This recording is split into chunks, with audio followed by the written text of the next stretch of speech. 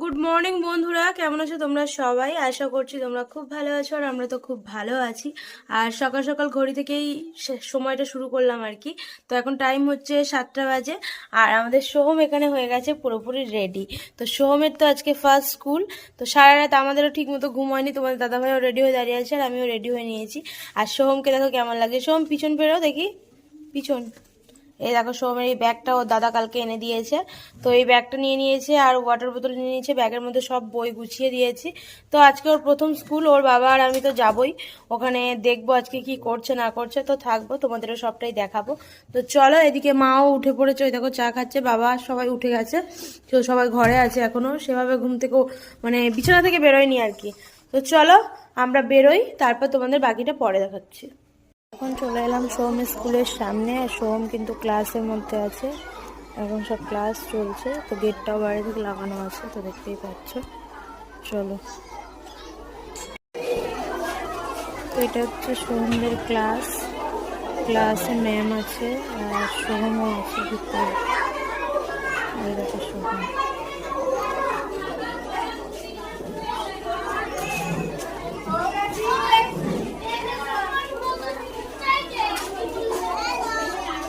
তো এই মাত্র সোহমের স্কুল থেকে বাড়িতে এলাম তাড়াহুড়ো করে, আর এসেই মাত্র টিফিন করে নিয়েছি আর এখন চলে এসেছি রান্নাঘরে। আর সোহমকেও খাইয়ে দিয়েছি তাড়াতাড়ি করে। আর ওকে দেখো ওই ঘরে ওর মাস্টার পড়াতে এসছে। তো ভূগোলে যেখানে বসেছে ওই ঘরটাকে বন্ধ করে দিয়েছি। তো ওই ঘরে হচ্ছে ওর মাস্টার পড়াতে এসছে, প্রতিদিনই আছে 11টা থেকে করে পড়াতে।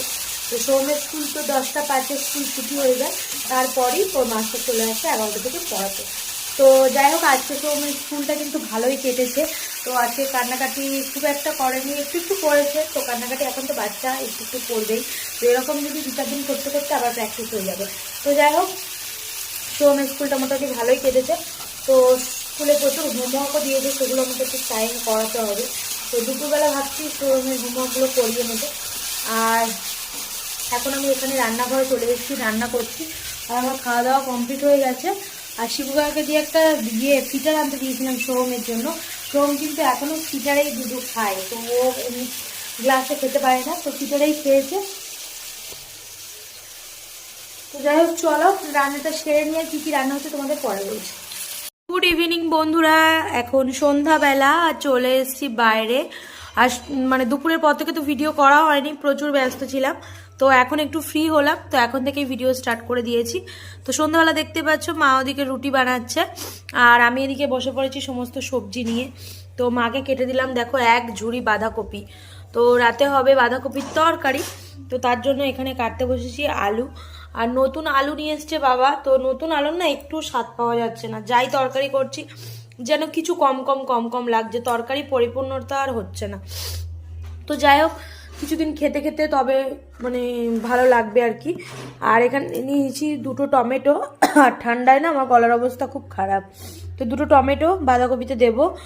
আর নিয়েছি হচ্ছে 2টো পেঁয়াজ, এটাও বাঁধাকপিতে দেবো। আর তোমাদের দাদাভাই বাঁধাকপি খুব একটা ভালোবাসে না, খেতে হয় খাই এরকম। তো তোমাদের দাদাভাইয়ের জন্যই দেখো এত বড় একটা বেগুন, আর ওই একটা বেগুন দেখো, এই দেখো ওই একটা বেগুন। তো 2টো বেগুন এখানে রাখা আছে, এই 2টো আমি পুড়াবো। চলো মাকে এদিকে হাতে হাতে করে দিই, বাঁধাকপিটা মা রান্না করবে, বেগুনটা আমি পুড়াবো। তো চলো এগুলো করে নিই, তারপর তোমাদের বাকিটা দেখাচ্ছি। কাটাকুটি সমস্ত কিছু কমপ্লিট করে চলে এসেছি রান্নাঘরে। আর মা এদিকে দেখতে পাচ্ছ বড় একটা কড়াইতে চাপাচ্ছে হচ্ছে বাঁধাকপি। তো এতটা বাঁধাকপি, একটা একটা বাঁধাকপিতে এতটাই হয়েছে। তো পুরোটা কেটে দিয়েছি, কেননা কালকে সকালে সময় স্কুল আছে। তো এই তরকারি একেবারে থেকে যাবে কাল সকালের জন্য। তো সকালে মুড়ির কিছু না বানালেও চলবে। তো তাই জন্যই মাকে বললাম একেবারে করে নাও। তো বড় কড়াই বের করে মা এদিকে বাঁধাকপিটাকে ভালোভাবে কষাচ্ছে। আর মায়ের বাঁধাকপিটা খুব টেস্টি হয়, আমার তো খুবই ভালো লাগে।